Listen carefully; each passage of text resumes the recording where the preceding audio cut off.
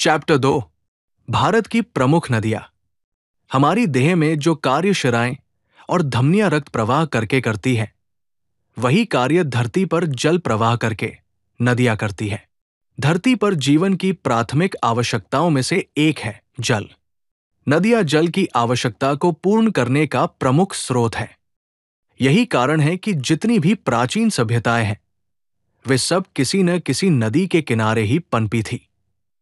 भारत के सभी प्रमुख नगर नदियों के तट पर ही बसे हैं। नदियां न केवल पीने और सिंचाई आदि कार्यों के लिए जल उपलब्ध कराती है, बल्कि पुराने समय में परिवहन का भी मुख्य माध्यम रही है। भारत की प्रमुख नदियों में गंगा, यमुना, नर्मदा, ताप्ती, कृष्णा, कावेरी, गोदावरी, ब्रह्मपुत्र, सतलुज, रावी, चेनाब, महानदी, सिंधु, व्यास, झेलम, चंबल, घाघरा, कोसी, सोन, साबरमती और बेतवा है। आइए इनमें से कुछ नदियों के विषय में विस्तार से जानें। गंगा। गंगा भारत की सबसे महत्वपूर्ण तथा हिंदू धर्म की मान्यता के अनुसार सबसे पवित्र नदी है।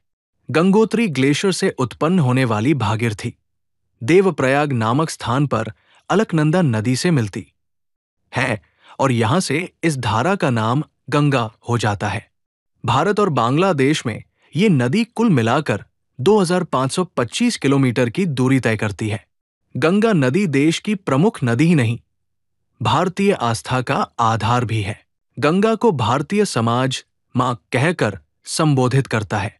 गंगा को जाह्नवी, विष्णुपदा, सुरसरिता और देवनदी के नाम से भी जाना जाता है।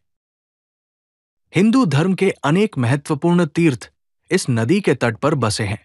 भागीरथी का उद्गम स्थल गंगोत्री देवप्रयाग, ऋषिकेश, हरिद्वार, गढ़मुक्तेश्वर, प्रयाग तथा वाराणसी जैसे आध्यात्मिक महत्व के शहर गंगा के किनारे बसे हैं। इसके अतिरिक्त बिजनौर, कानपुर, पटना और कोलकाता जैसे बड़े शहर भी गंगा के तट पर बसे हुए हैं। गंगा की प्रमुख सहायक नदियां रामगंगा, सरयू, गंडक, कोसी, यमुना और सोन है। पश्चिम बंगाल में मुर्शिदाबाद जिले के गिरिया नामक स्थान पर गंगा नदी दो शाखाओं में विभाजित हो जाती है। दक्षिण पूर्व दिशा की ओर बहती हुई एक धारा पद्मा नदी के रूप में बांग्लादेश में प्रवेश कर जाती है।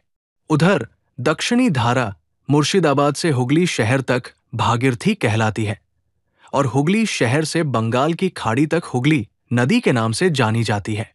पश्चिम बंगाल की राजधानी कोलकाता इसी हुगली नदी के तट पर बसी है।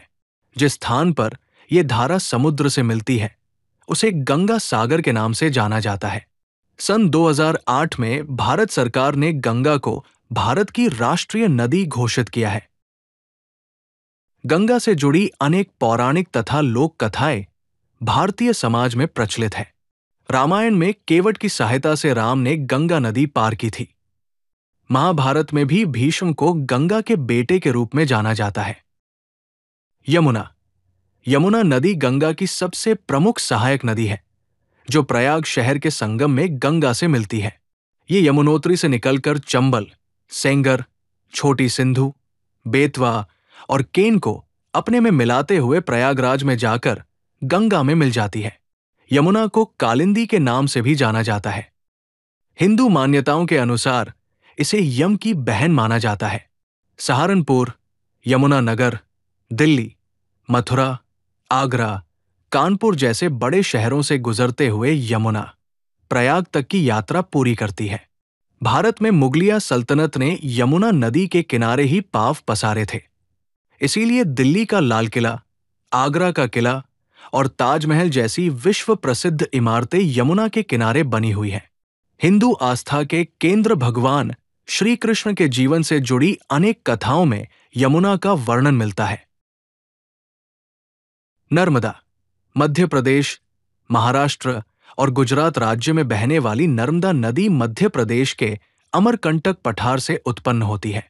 कुल 31 किलोमीटर की लंबी यात्रा तय करती हुई ये खंभात की खाड़ी में बह जाती है।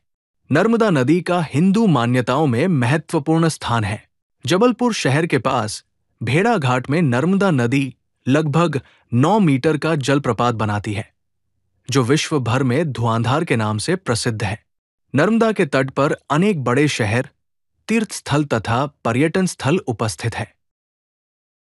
कृष्णा महाबलेश्वर से निकलकर लगभग 1400 किलोमीटर की यात्रा तय करती हुई बंगाल की खाड़ी में गिरने वाली कृष्णा नदी दक्षिण भारत की प्रमुख नदी है।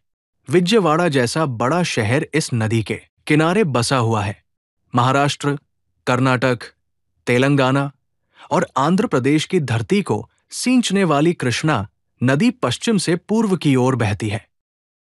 इसके अतिरिक्त भी भारत को अनेक जीवनदायिनी नदियों का वरदान मिला है, लेकिन मनुष्य ने इन नदियों का खूब शोषण किया है। वर्तमान में भारत की लगभग सभी नदियां जल प्रदूषण की समस्या से जूझ रही है। औद्योगिक कचरा, शहरों के गंदे नाले, रासायनिक अवशिष्ट और अन्य पदार्थों ने नदियों के जल को विषाक्त कर दिया है। अनेक सरकारी योजनाएं इन नदियों की सफाई के उद्देश्य से जनता को जागरूक करती है, लेकिन स्थिति में कोई बहुत सुधार नहीं दिखाई देता। हमारे समाज को यह समझना होगा कि यदि इन नदियों की कलकल को हमने अपने स्वार्थ की भेंट चढ़ा दिया, तो हमारी धरती की वही स्थिति होगी जो धमनियों के सूख जाने पर शरीर की होती है।